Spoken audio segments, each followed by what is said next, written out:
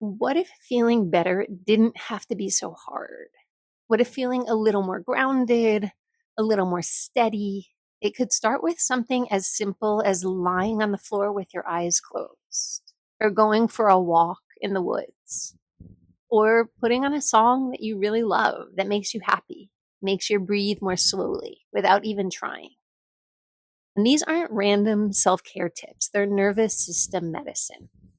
And this is video 7 of my 8-part mini course here on YouTube, designed to help you understand and heal your nervous system, one step, one layer at a time.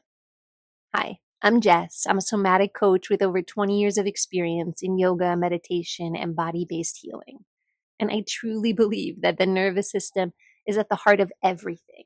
How we relate, how we heal, how we feel about ourselves, and how much capacity we have to live the lives that we actually want. And that's why this work matters so much. So in our last video, we talked about internal safety, this kind of inner groundedness that allows our system to soften instead of bracing for impact. And today we're going to zoom out a bit and look at some of the external supports that can help us feel that safety, that can help us feel safe enough to settle. And we'll explore some of the most powerful science-backed tools for nervous system regulation. And we'll look at how they actually work inside of our body. And these aren't one size fits all, but each one offers a doorway to something deeper, that felt sense of safety that our system can return to again and again. So let's start with deep rest. Practices like Yoga Nidra, also called NSDR, or non-sleep deep rest. That's like a more modern term for it. And research has shown that these practices reduce cortisol and increase memory consolidation. They also improve resilience to stress. It's highlighted how NSDR protocols improve dopamine replenishment and help reset baseline stress levels. And a study published in the Journal of Clinical Psychology found that Yoga Nidra significantly decreases anxiety and improved sleep quality in people with stress-related symptoms.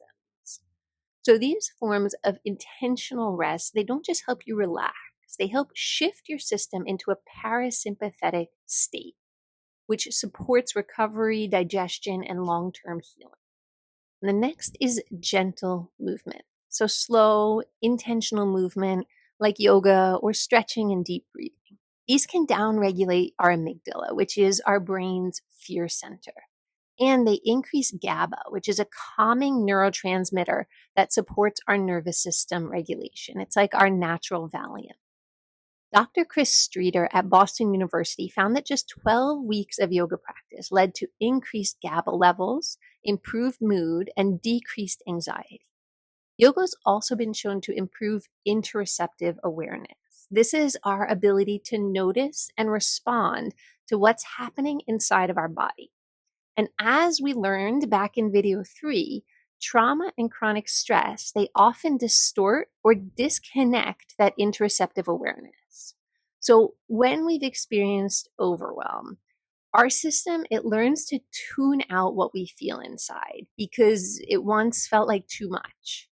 So gentle movement, it gives us a way back in, and it rebuilds that inner relationship, not through force, but through presence. And even a few minutes of stretching, swaying, or rocking can help us reconnect with ourselves and shift into a more regulated, balanced state.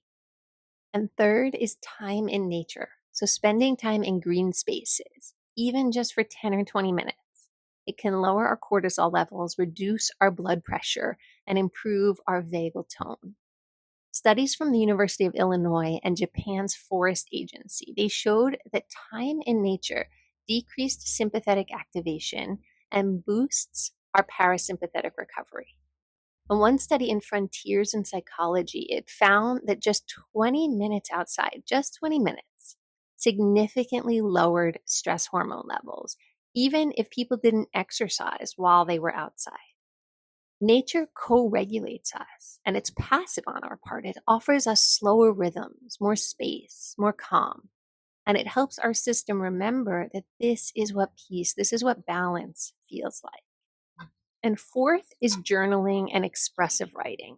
So, according to Dr. James Pennebaker, who's a psychologist at the University of Texas, writing about our emotions for just 15 minutes a day, it can improve immune function, lower blood pressure, and reduce doctor's visits.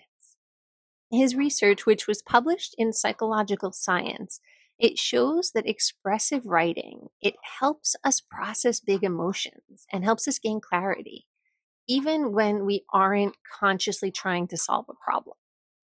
Journaling, it helps us organize our internal chaos. It creates this bridge between our felt sense and our words, giving our nervous system a safe place to integrate. And we don't have to write a perfect story or even write well. We just need to start. And a good place to start is to write down, right now I'm noticing, or right now I'm sensing, and then check in with yourself, check in with your body, check in with your mind, check in with your heart, and fill in, what are you noticing? What are you sensing? And finally, music, sound, and vibration. Sound has a direct line to our nervous system through our ear and the vagus nerve. So listening to music with a slow, steady beat, it can regulate our breathing and our heart rate. It also reduces our stress hormones and increases feelings of calm and connection. A study in the Journal of Music Therapy, it found that rhythmic music reduces sympathetic activation and improves emotional regulation. But here's the thing, music doesn't just have to down-regulate us and calm us down. It can also up-regulate us, helping us shift out of freeze or shut down into a state of more energy, motivation, and greater life force. So our nervous system responds differently to different sounds. So explore for yourself. Notice how your body feels when you hear certain songs. And don't underestimate the power of humming. It's simple, but it creates a vibration in the throat that stimulates the vagus nerve directly. And the vagus nerve is incredibly important and powerful when it comes to regulating our nervous system. So these are 5 powerful tools, but they're not magic tricks, right? They work best when they're practiced, when they become familiar to us, and when we return to them consistently, right? Like one of my beloved teachers used to say, little drops of water, little grains of sand, make the mighty ocean and the precious land, right? Over time, things build. Our nervous system learns this is safe. I can settle here. Remember, it's not about perfection. It's about a relationship with ourselves and with these practices. And if you're wondering where you can start, just choose one. Try stacking it into your day, right? Maybe play music while you make breakfast or step outside at lunch. Maybe stretch before you go to bed. Small choices matter. They tell our nervous system, I'm listening, I'm here, I'm not abandoning you anymore. And if you'd like support weaving these into your life, make sure to download the free workbook that I created. It includes reflection prompts, regulation trackers, and simple practices to help you build your own toolkit. And in the final video of this series, we're going to explore how nervous system regulation creates the condition for real connection in our life, connection with ourselves and with the people that we care about. Because the safer that we feel inside, the more available we become for love, creativity, and life itself. So if something resonated today, leave a comment below, like the video, and let me know what's one resource that you're curious to explore more deeply.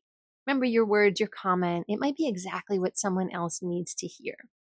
And finally, you're not behind, you're not broken. You're just learning how to build a relationship with yourself and with your nervous system. And that relationship changes everything.